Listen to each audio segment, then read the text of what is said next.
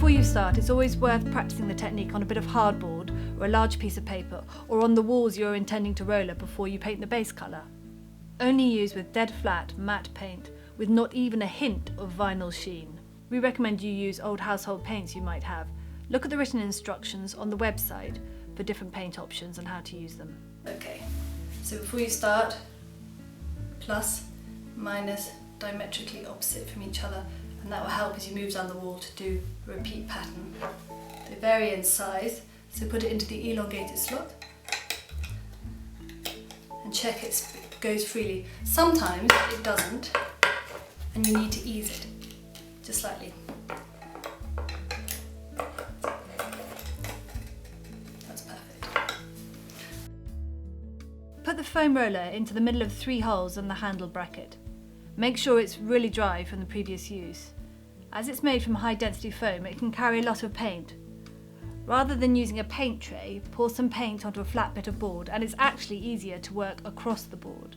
Roll it back and forth until it's taken all the paint.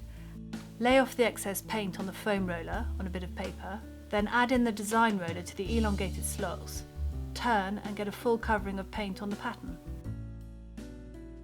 Once you've got the design roller covered with paint, lay it off by holding a piece of paper against the wall. You'll also know if the design is the right way up. Always work from the top left-hand corner, passing from top to the bottom in vertical columns and moving across the wall towards the right-hand side. Use the left side of the wall as a vertical guide. Hold the applicator at a 40-degree angle to the wall and maintain that angle, keeping an even pressure as you run down the wall. As you've gone across, you might get little bits of paint here, which might smear onto the wall, so do clean it up. A little bit here.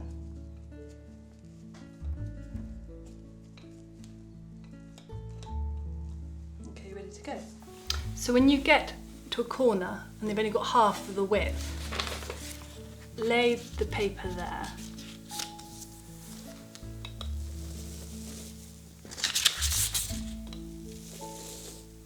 Fill the space.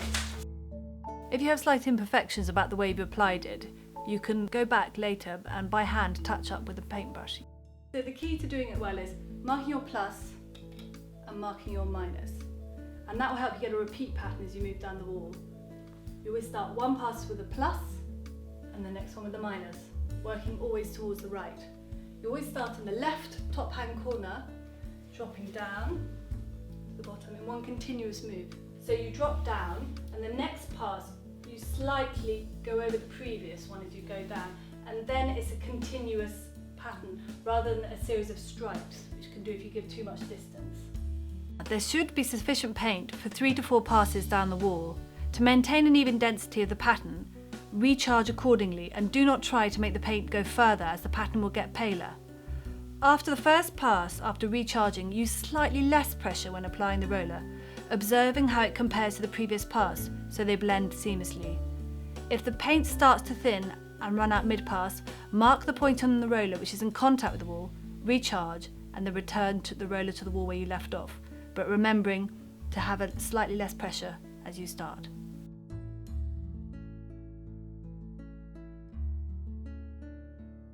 Use the same techniques as the wall, and remember whatever surface you're rollering, furniture, always has to be upright. So this is a tabletop which has to be in the upright position. Chalk it up. This is quite nifty we've done here with a bit of masking tape. It just means you can roll it down to the complete bottom and then ready to go.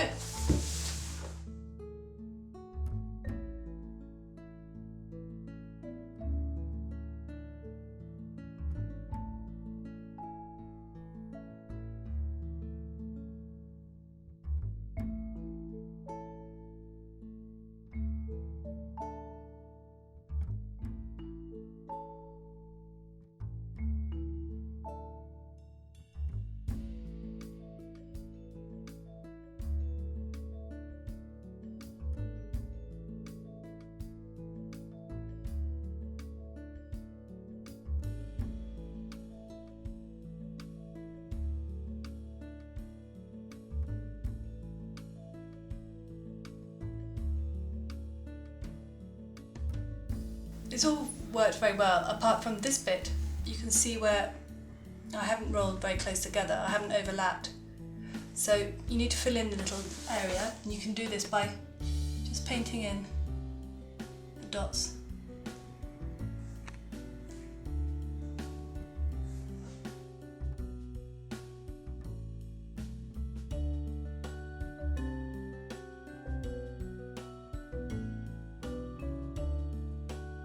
This isn't a particularly fine bit of furniture, but it's actually very good for demonstrating. It was one of those ones when I went to the dump and came back with more than I took, but it works for this.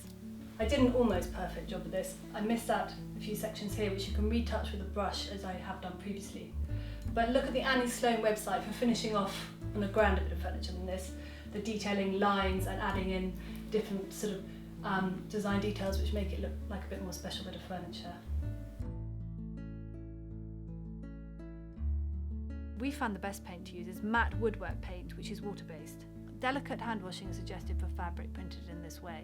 We really encourage you to reuse any paint you might already have, household paint left over from various decorating projects. Water down the paint slightly so it falls off the whisk with the texture of single cream.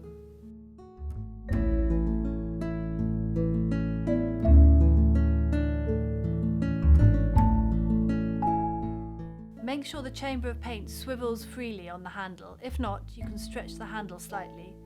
Make sure that the handle has the calibrated side of the chamber facing towards it. Fill both sides of the chamber with paint in equal quantities.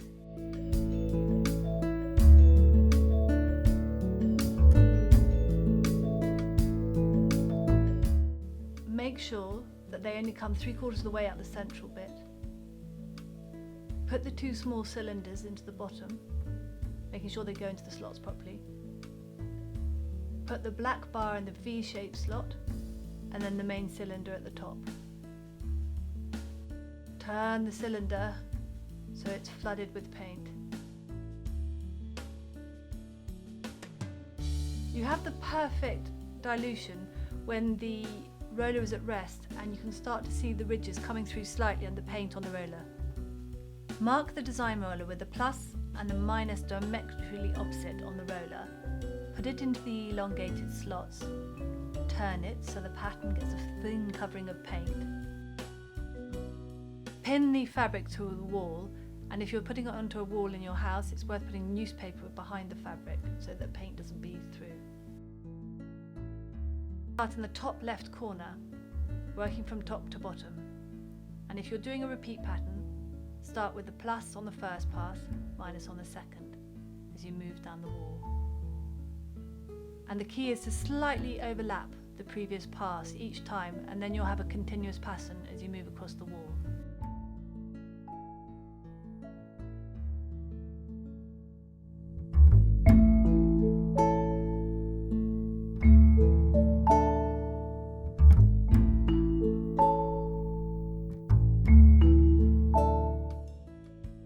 I found this pair of curtains for 50p in a charity shop, old linen ones, just perfect for upcycling. Start in the top left corner, working down.